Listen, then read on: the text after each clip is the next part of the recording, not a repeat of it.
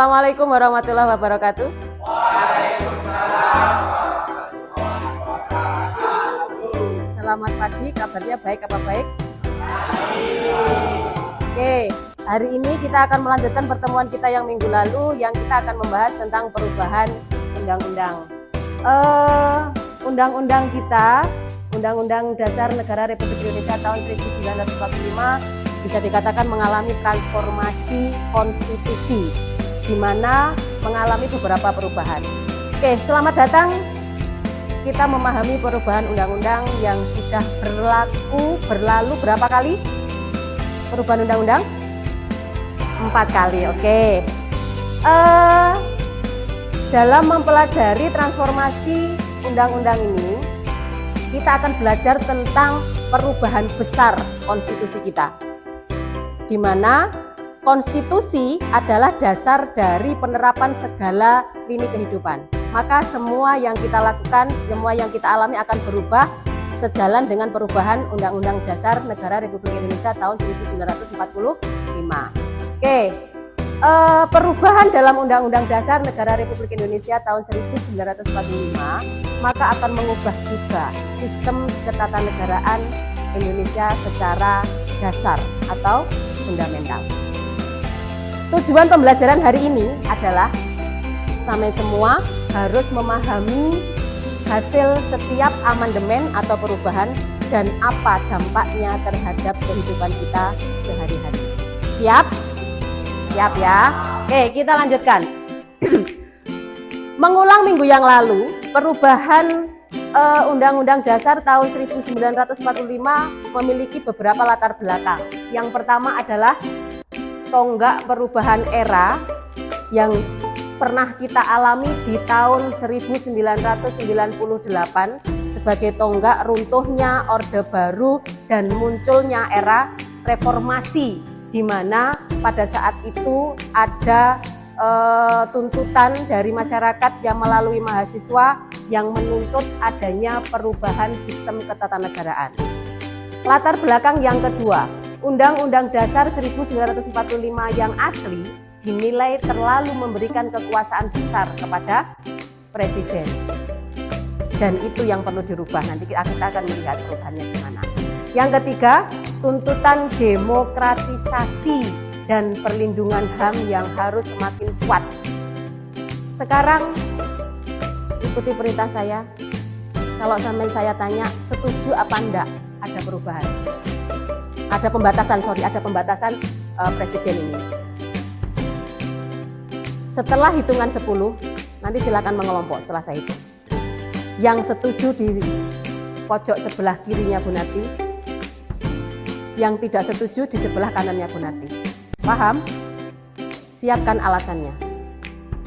Hitungan saya mulai. 1,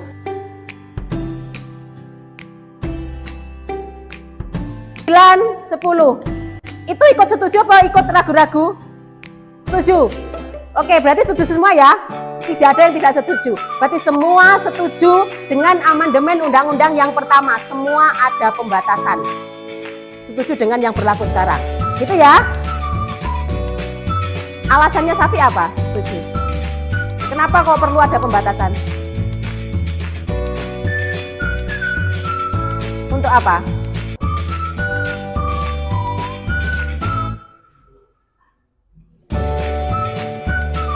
Ikut teman alasannya. Oh enggak, oke. Biar apa? Menurut Safi dibatasi biar apa? Niswa. Kalau niswa, kira-kira biar apa?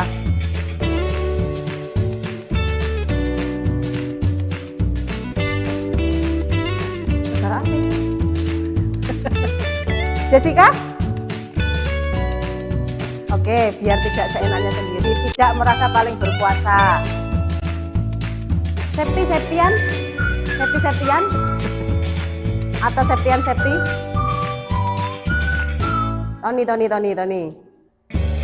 Sama, oke sama. Yang lain sama? Sama apa? Sama siapa? Oke, berarti semuanya sepakat. bahwa kekuasaan presiden harus dibatasi. Kira-kira misal gak dibatasi gimana? Arogan, hanya dikuasai oleh bagian pihak saja. Oke, terima kasih, silakan kembali ke tempat duduknya. Sekarang kita lihat amandemen yang kedua dengan bertitel tentang otonomi daerah dan HAM. Nah, di sini mulai ada pembahasan HAM. Kalau tadi yang amandemen yang pertama tentang pembatasan kekuasaan presiden. Bab tentang hak asasi manusia ditambah dengan latar belakang sejalan dengan peristiwa kejadian di sekitar kita, makin banyaknya pelanggaran hak asasi yang terjadi, maka Undang-Undang Dasar kita harus ada tambahan yang membahas tentang hak asasi manusia dengan tujuan agar hak asasi manusia terlindungi dan tegak. Yang kedua, sistem otonomi daerah diperkuat. Apa itu otonomi daerah? Kelas 10, semester 2, otonomi daerah adalah sistem pemerintahan yang memberikan kekuasaan seluas-luasnya kepada pemerintah daerah untuk mengelola dan mengembangkan diri. Maka potensi pemerintah daerah akan semakin berkembang. Kemudian 4 amandemen menghasilkan konstitusi yang lebih demokratis dan melindungi HAM, termasuk HAM-HAM yang sekarang komisi-komisi yang didirikan seperti yang dibahas tadi. Kemudian harapannya sampai semua sebagai generasi muda adalah penjaga konstitusi. Apa artinya? Berarti konstitusi kita barangkali ke depannya nanti memang sudah tidak sejalan dengan zaman. Maka boleh dirubah untuk menyesuaikan. Tapi ada syaratnya, ada yang tidak boleh dirubah. Undang-undangnya, pasal-pasalnya boleh dirubah, tapi pembukaan tidak boleh. Karena pembukaan itu adalah dasar dari undang-undang nanti. Kalau pembukaannya dirubah, nanti akan berubah ke belakangnya, semuanya akan otomatis berubah. Oke? Kemudian hari ini sebagai exit tiketnya, tugas terakhir hari ini, kira-kira bagaimana Semen akan menerapkan konstitusi dalam kehidupan sehari-hari sejalan dengan perubahan-perubahan tadi.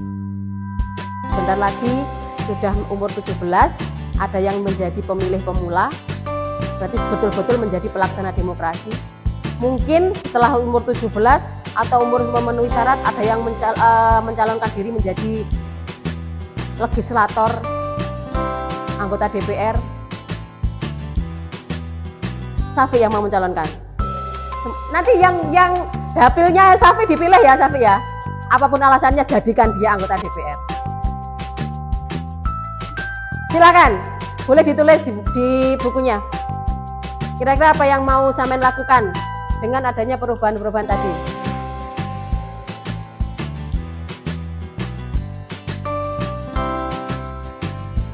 Kan Samen mau menjadi warga negara yang baik kan?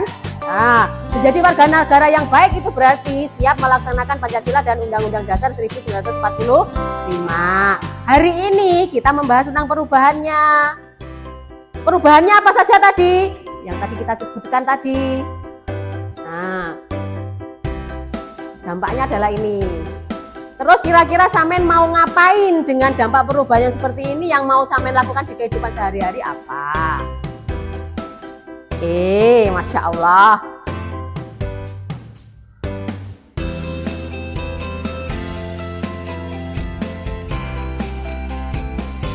Sudah?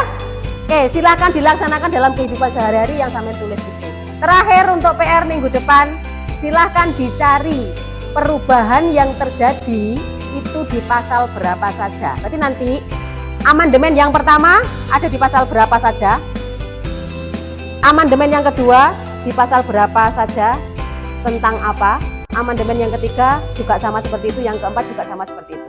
Paham? Ada pertanyaan?